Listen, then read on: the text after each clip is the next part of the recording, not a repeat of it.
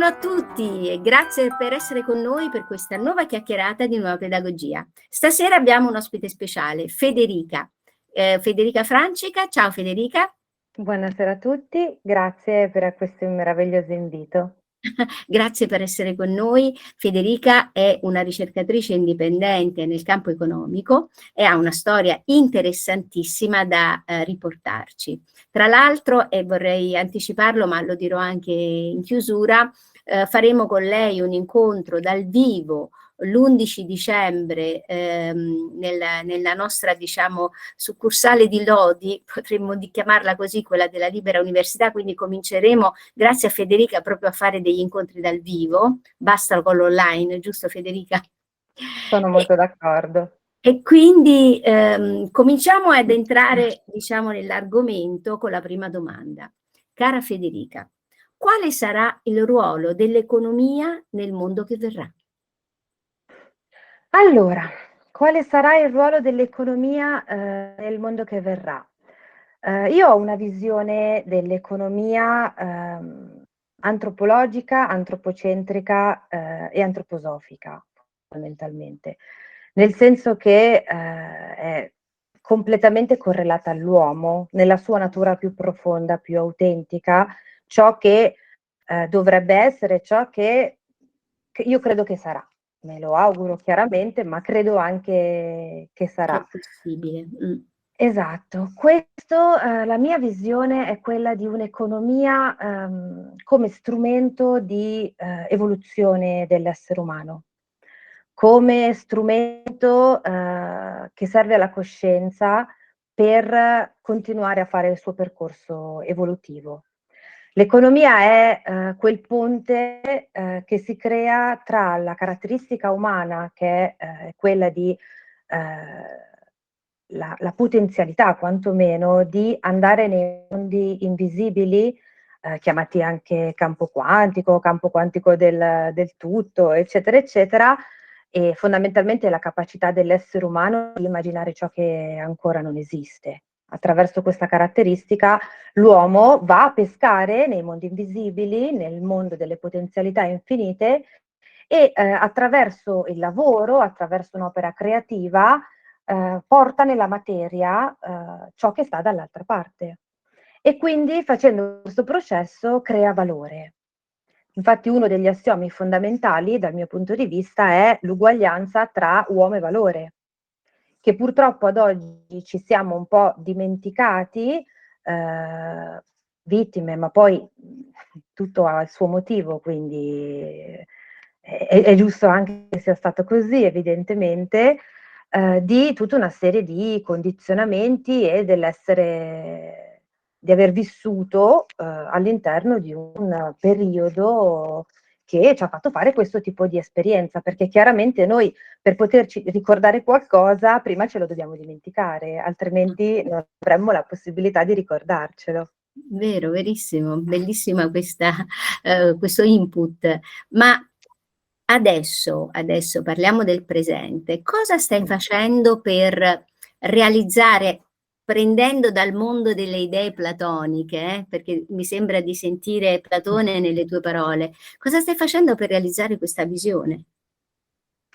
Allora, quello che sto facendo io personalmente è mettermi a disposizione.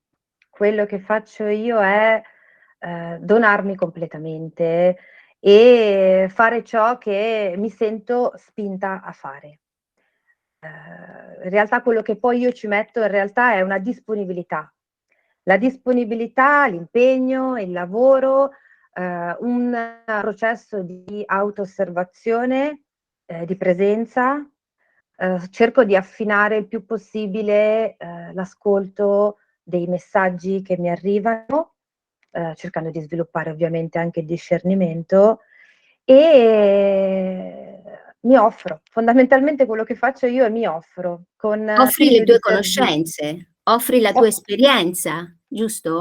Offro tutto ciò che tra l'altro sicuramente le competenze, tutto il percorso che ho fatto, tutto il percorso di studi, tutto il percorso umano e con grandissimo spirito di servizio che mi dà anche una grande gioia, sacrifico la mia vita, ma nel senso vero e pieno del termine di sacrificare, perché noi sempre all'interno di questo processo di dimenticanza ci hanno fatto credere che il sacrificio sia qualcosa di negativo. In realtà sacrificare significa rendere sacro. Quindi io Sacro facere, fare esatto. sacro, sì. Sacrifico la mia vita in questo senso. Mh. Ricevo dei doni enormi, incommensurabili, e li lascio passare attraverso di me, mettendoli a disposizione di tutti, come io credo che sia giusto fare.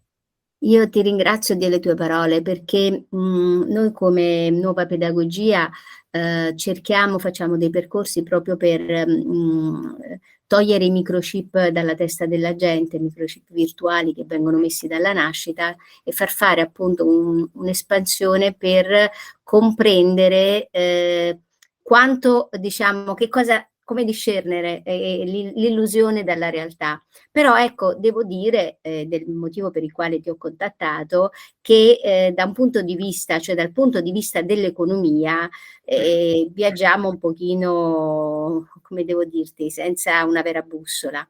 Quindi abbiamo bisogno di persone come te che essendo diciamo esperti nel campo, ma avendo avuto un'espansione di coscienza, traggono dal proprio campo, diciamo, la giusta visuale, quella che veramente può aiutare le persone ad andare verso una, chiamiamola autodeterminazione, chiamiamola indipendenza economica, chiamiamola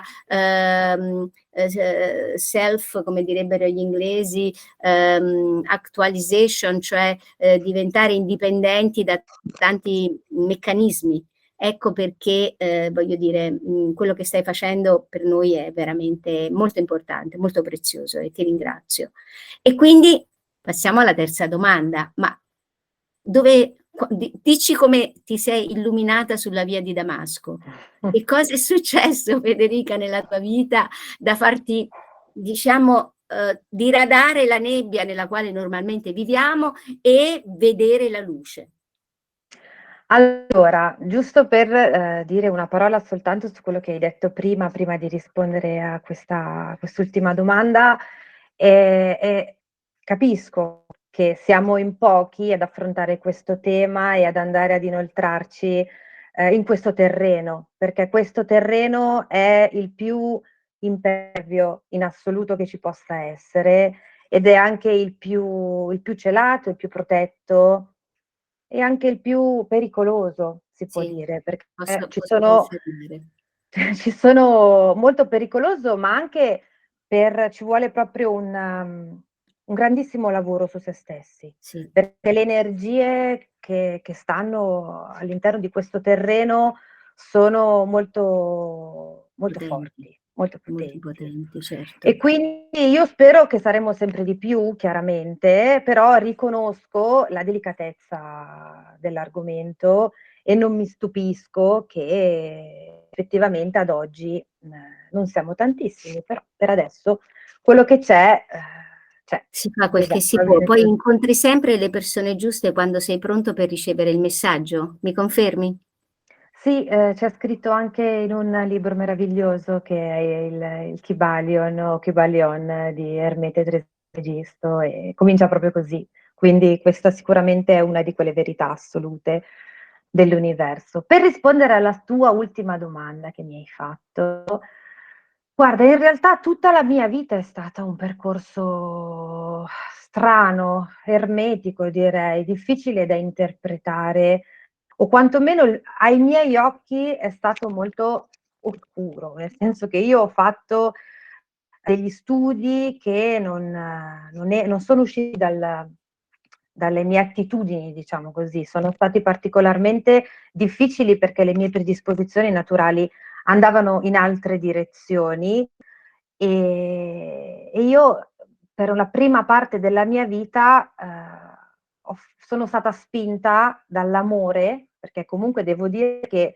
questo è stato quello che mi ha guidato per tutta la vita e nella prima parte della mia vita sono stata spinta per l'amore nei confronti di mio padre e della mia famiglia, perché loro avevano una visione per me. che era quella di portare avanti lo studio di mio padre. Mio padre è un commercialista e quindi io ho fatto tutto un percorso di studi che avrebbe dovuto portarmi verso quel Classico, diciamo. con grandissima fatica, con grandissimo impegno. Tutto questo chiaramente mi ha portato comunque a sviluppare delle capacità, delle caratteristiche, perché raggiungere elevati livelli di istruzione di qualcosa che non ti appassiona particolarmente, di una materia che non ti appassiona particolarmente, che ti è anche ostica, perché la tua parte del cervello sviluppata è l'altra e non quella che ti serve per fare questi studi, sicuramente mi ha aiutato a sviluppare la forza di volontà, che oggi diventa fondamentale. Questo percorso mi ha dato tutta una serie di caratteristiche, è stato un processo di sviluppo che ad oggi riconosco che mi è molto importante. Poi sono diventata mamma e quindi ha cominciato a spingermi l'amore dall'altra parte e quindi tutto questo percorso, perché in realtà io mi sono laureata in economia e commercio, poi mi sono laureata in scienze economiche aziendali magistrale e poi però a un certo punto sono finita a fare un dottorato di ricerca in scienze giuridiche. E questo percorso mi ha lasciato un po' stranita, non riuscivo a capire, cioè tutti i miei compagni, tutti i miei colleghi avevano un percorso chiaro, definito davanti a loro. Invece io non riuscivo a comprendere il senso e il significato di questo percorso, fino ad oggi. Oggi tutta la mia vita sinceramente ha un grandissimo senso. Cioè, il momento esatto in cui io ho detto: "C'è qualcosa che non va", è stato un susseguirsi di momenti continui, perché che hanno accompagnato tutta la mia esistenza in realtà. Però le 2 tappe fondamentali sicuramente sono state queste: la spinta che ho ricevuto per l'amore da figlia e poi la spinta che ho ricevuto, d'amore di madre, che mi ha portato a desiderare e a voler contribuire a creare intorno a me un mondo migliore dove far crescere i miei figli, che tra l'altro hai anche conosciuto, ehm, e poi c'è tutto il percorso invece esistenziale, spirituale, che anche quello mi è stato molto oscuro perché anche lì mi son ritrovata in percorsi senza aver fatto nulla prima, quantomeno in questa vita, perché sicuramente qualcosa prima deve essere Qualcosa l'hai successo. fatto, su questo non ho Qualcosa dubbi. deve Su essere questo non ho successo. dubbi, guarda. Però lì per lì ho detto: "Wow, io che cosa ci faccio qui insieme a queste persone che ricercano da 30 anni, da 40 anni?" E quindi è stato un insieme di cose, non c'è stato un Va bene, momento sì, è stato un concatenamento di eventi, diciamo.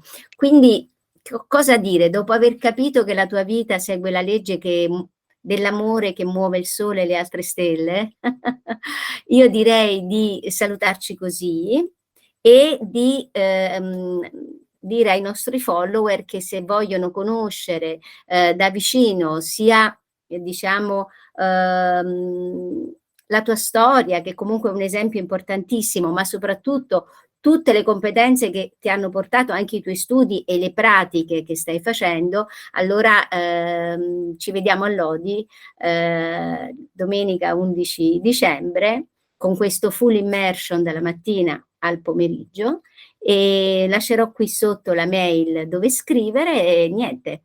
Grazie mille Federica del tuo tempo, ripeto, Grazie a te. la tua presenza per noi non è preziosa, è molto di più. Ti ringrazio. Grazie a te, grazie a tutti quanti voi, sono qui. Bene, allora arrivederci e alla prossima.